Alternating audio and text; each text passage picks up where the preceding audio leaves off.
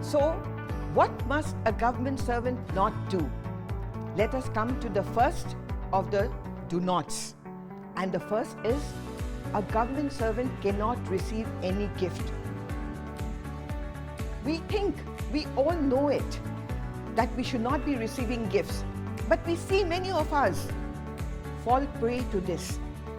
And one of the things that many people have even argued with me is, I have floated a tender. The tender is as per rules. I have not done anything that is wrong with the tender, and the party has been chosen as per rules. But after that, if the party comes to me with a gift, what is so wrong in receiving it? My only question to the person is, after you have received that gift, will you be in a position to say no to that person? Suppose he gives you substandard material, substandard stuff, will you be able to return it and say no, you exchange it now for better quality stuff? Obviously, if you have taken a gift, you will not be able to do that. Therefore, the framers of this Assam Civil Service Conduct Rules clearly told us not to receive gifts so that we do not get this play on our conscience. And here, the gifts are not only received by us, the gifts must also not be received by your relatives. This is very clear in the conduct rules. In fact, government recognizes that certain things at certain times is a must. For example, we have social norms like a marriage, a birthday, and in such situations, we can actually receive gifts. However, the value of the gift, there are limits that is imposed on this value.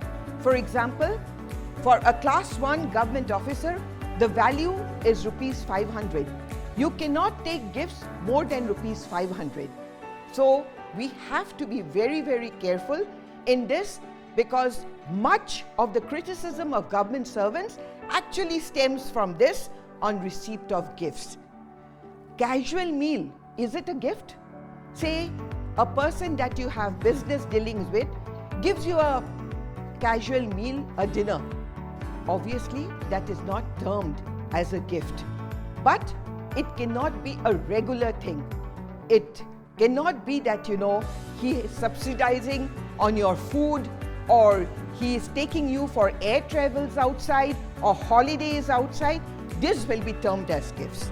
So we have to be very clear in our mind what is a gift and what does not constitute a gift.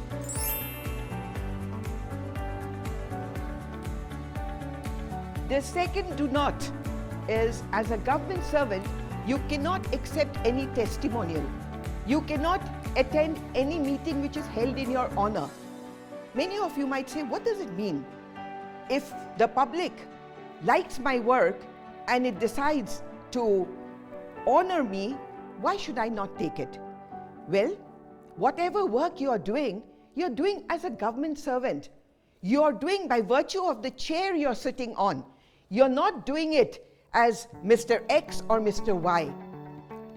Therefore, government is very clear. You cannot actually take any complimentary address because of the work you do. But government also recognizes that the public sometimes, or any organization sometimes, want to felicitate you, to honor you. Then what do? You write to the government and seek government's permission. If the government allows you to take that testimonial, you can take that testimonial.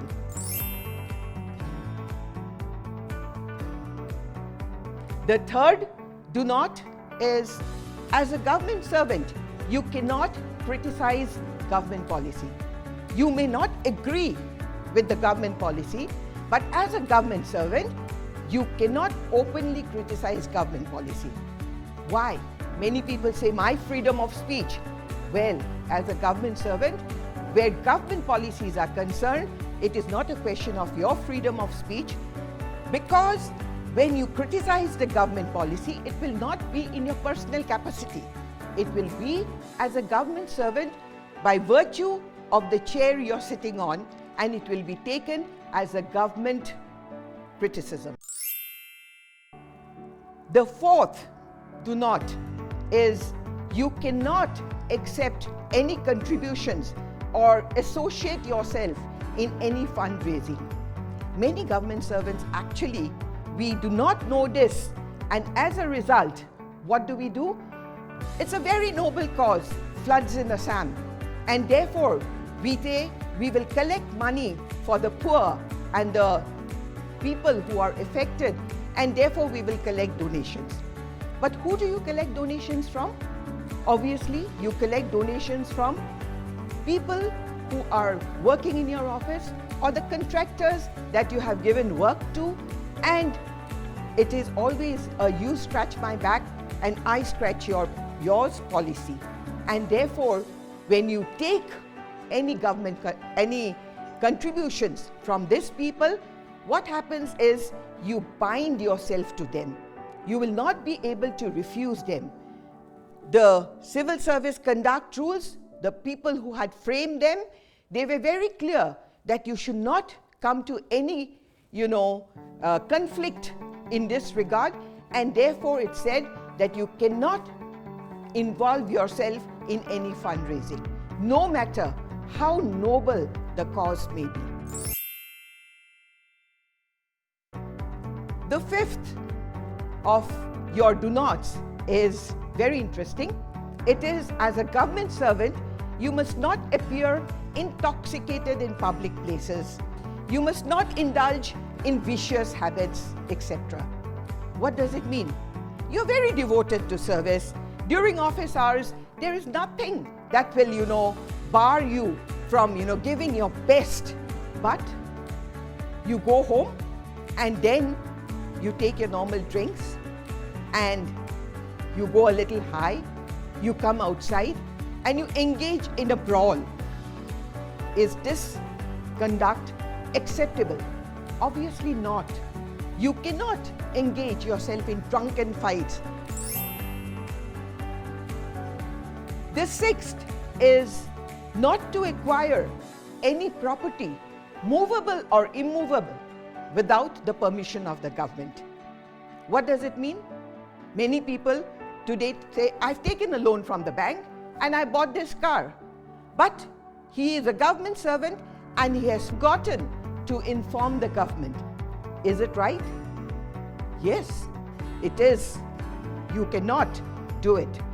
The moment you buy any property above 50,000, you have to report to the government. Many of my, partners ask, oh, we've forgotten to inform the government. What do we do now? You have your annual assets and liability statement. You write it down in your assets and liability statement, what purchase you have made, whether movable or immovable. The seventh do not is, as a government servant, you cannot speculate in stocks and shares. You cannot borrow or lend money. What does it mean? Basically, speculation, if you look at the word, it is akin to gambling. You are buying shares and you are selling it when the price is high. So your entire mind, your entire concentration is on how to do this business of transacting, and therefore, obviously, you will not be devoted to your service. Therefore, the conduct rules clearly say you cannot speculate in stocks and shares.